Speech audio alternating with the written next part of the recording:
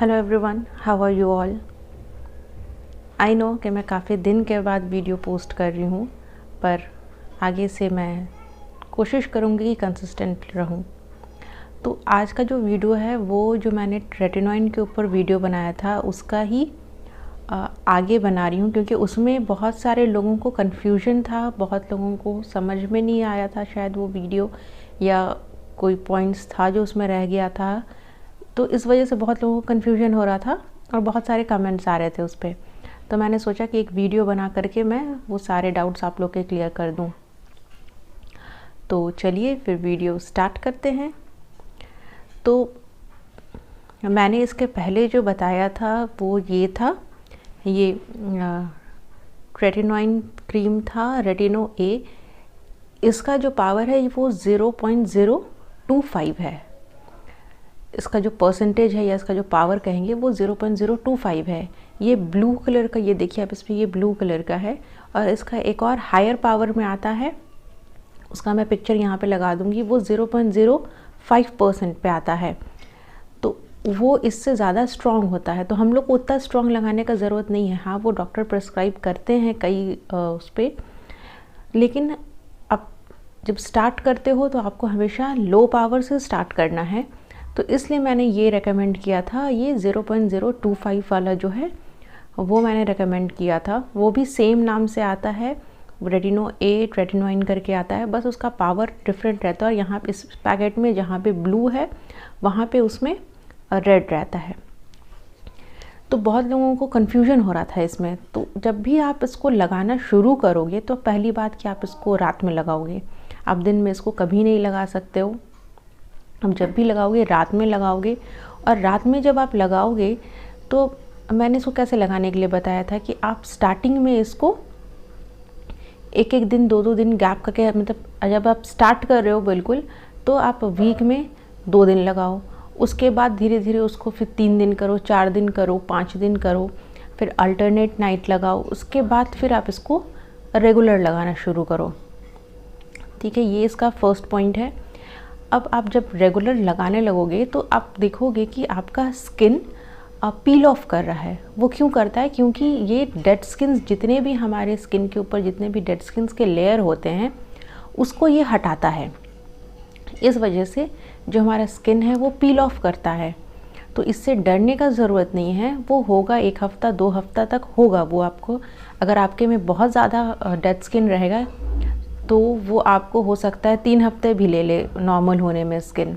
वो डिपेंड करेगा आपके स्किन के ऊपर कि आपने इसके पहले कभी स्किन पील किया है या नहीं किया है। क्योंकि नॉर्मल जो हम स्क्रब यूज़ करते हैं, जो फिज़िकल स्क्रब होता है, वो उतने अच्छे से काम नहीं करता है कि हमारे डेड स्किन को हमारे स्किन से हटा सके। वो उस पर काम नहीं करता है।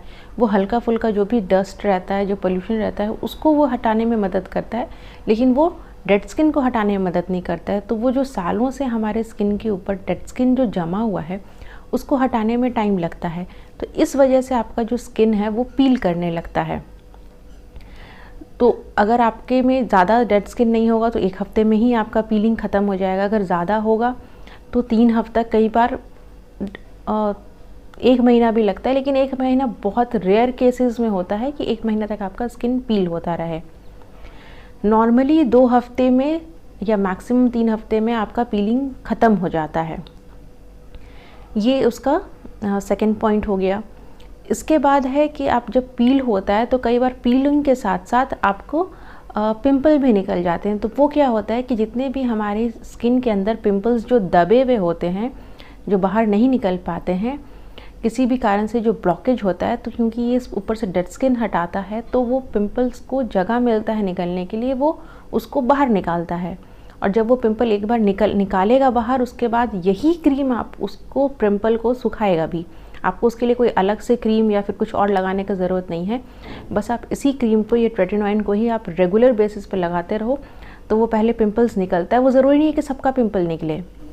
कुछ लोगों की स्किन पील हुई है और उसके बाद फिर वो नॉर्मल हो जाती है।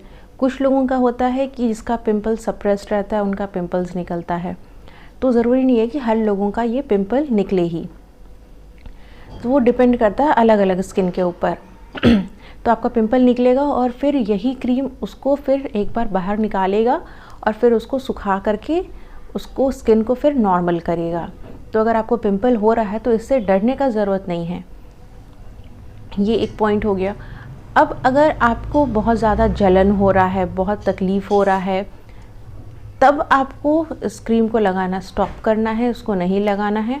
लेकिन अगर आपको इस तरह का कोई प्रॉब्लम नहीं हो रहा है, सिर्फ अगर आपका स्किन पील हो रहा है या पिंपल निकल रहा है, तो डरने की ज़रूरत नहीं है। आप इस क्रीम को रेगुलर बेसिस पे आप लगा सकते हो और उससे आपको कोई प्रॉब्लम नहीं होगा।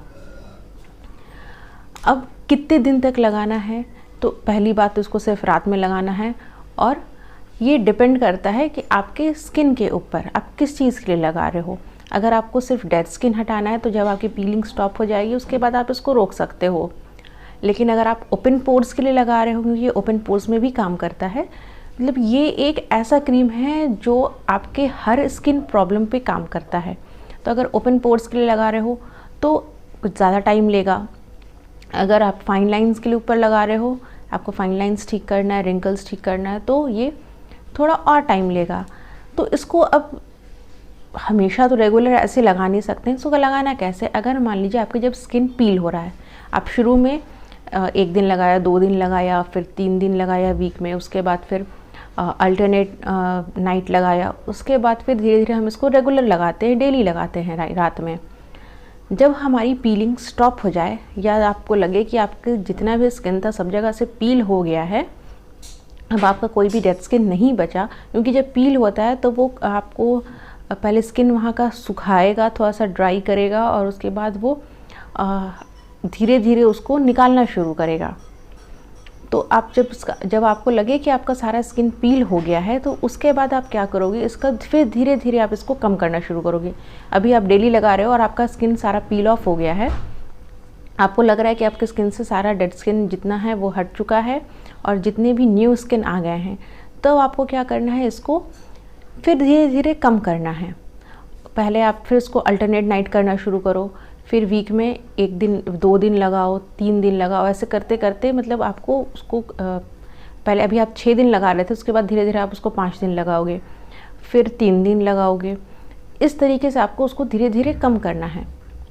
और कम करके आपको कहाँ तक लाना है, इसके लिए मैंने पिछली वीडियो में भी बताया था कि अगर आपका एज 20 के बाद, वैसे नॉर्मली इसको क्रीम को लगाने का जो सही टाइम होता है वो आप 30 के बाद लगा सकते हो, लेकिन अगर आप 25 के बाद भी आप लगा रहे हो तो आप उस समय आप क्या करोगे कि आप वीक में सिर्फ 2 दिन इसको लगाओगे, 2 रात में लगाओगे सिर्फ। अगर आपका एज 30s में है तो आप इसको वीक में 3 दिन लगाओगे। ये आपको फिर आपका ये हमेशा चलेगा, ये लॉन्ग टर्म के लिए मैं बता रही हूँ। उसके बाद फिर आप उसको वीक में 3 दिन, अगर आपका एज 40s में है तो आप उसको वीक में 4 डे लगाओगे, अगर 50s में है तो वीक में 5 दिन लगाओगे। तो इस तरीके से आपका ये चलेगा। फिर आप इसको लॉन्ग टर्म लगा सकते हो। मान लो आपका एज अगर 30s में है तो आप इसको हफ्ते में 3 दिन लगा रहे हो और 3 रात पे आप इसको लगाओगे, बाकी जितने रात हैं आप उसमें जो भी आपका जो नाइट क्रीम यूज़ करते हो या जो मॉइस्चराइज़र यूज़ करते हो आप वो यूज़ करोगे। अब एक और इम्पॉर्टेंट बात, क्योंकि अब विंटर आ रहा है और बहुत जगह पे ठंड पड़ना शुरू हो गई है और बहुत जगह पे हल्की हल्की ठंड स्टार्ट हो रही है। जैसे जहाँ पे मैं रहती हूँ वहाँ भी ठंड स्टार्ट हो गई है, तो मैंने ये शॉल लिया हुआ है। तो विंटर्स में ऐसे भी हमारे स्किन थोड़ा ड्राई हो जाते हैं और इस क्रीम को लगाने के बाद भी हमारा स्किन ड्राई होता है। अगर हमारा स्किन ऑयली है तो जितने भी एक्सेस ऑयल्स हैं उसको ये निकाल करके और फिर हमारे स्किन को ये नॉर्मल कंडीशन पे लेकर के आता है। तो अगर आपका स्किन ड्राई है तो आपको और ज़्यादा ड्राइनेस लगेगा। तो आप उस समय क्या करोगे, आप अगर रात में इस क्रीम को लगा रहे हो तो मॉर्निंग में बहुत ही अच्छा हैवी मॉइस्चराइज़र लगा करके आपको सनस्क्रीन लगाना है। आपको हर टाइम अपने स्किन को मॉइस्चराइज़ करके रखना है कि आपका स्किन ड्राई नहीं हो। ये आपको एक प्रिकॉशन लेना पड़ेगा। अभी विंटर्स में अगर आप गर्मी रहता या फिर कोई और मॉनसून रहता तो इतना प्रॉब्लम नहीं होता, क्योंकि विंटर्स में ज़्यादा स्किन ड्राई होता है, तो इसकी वजह से ये प्रॉब्लम होता है, आपके स्किन में ड्राइनेस आ जाएगी। तो एक बहुत ही अच्छा मॉइस्चराइज़र लगा करके आप सनस्क्रीन, और सनस्क्रीन लगाना बहुत इंपॉर्टेंट है। मैंने सनस्क्रीन के ऊपर भी एक वीडियो बनाया है, उसमें भी बताया है। मैंने ट्रेटिनोइन के ऊपर जो मेरा पहले वाला वीडियो था उसमें भी, मतलब मोस्टली जितने भी वीडियोस मैं बनाती हूँ उसमें मैंने ये इस चीज़ पे हमेशा एम्फेसाइज़ किया है कि आपको सनस्क्रीन लगाना है, कुछ भी हो जाए। आपको अगर विंटर भी है, आप सोच रहे हो कि अरे इतना मेरा ठंड पड़ रहा है, हमको सनस्क्रीन की क्या ज़रूरत है, हम चाह करके धूप में ही बैठते हैं।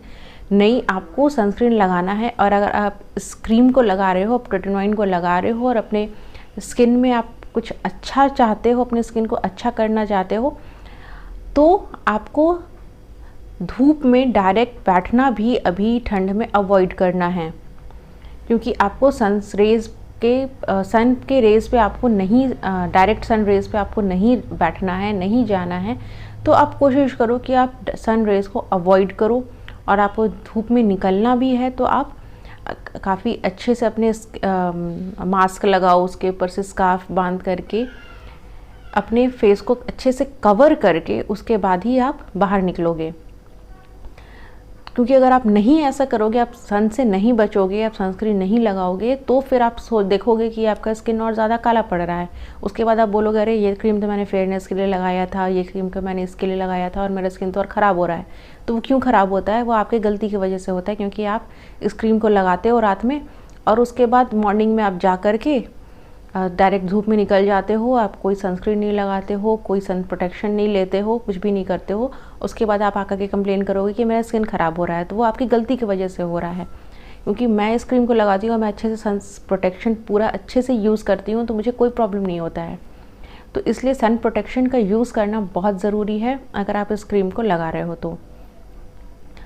तो आई होप आपको जो भी आपके क्वेश्चंस थे, आपको जो भी डाउट्स था, उसका आंसर आपको मिल गया होगा।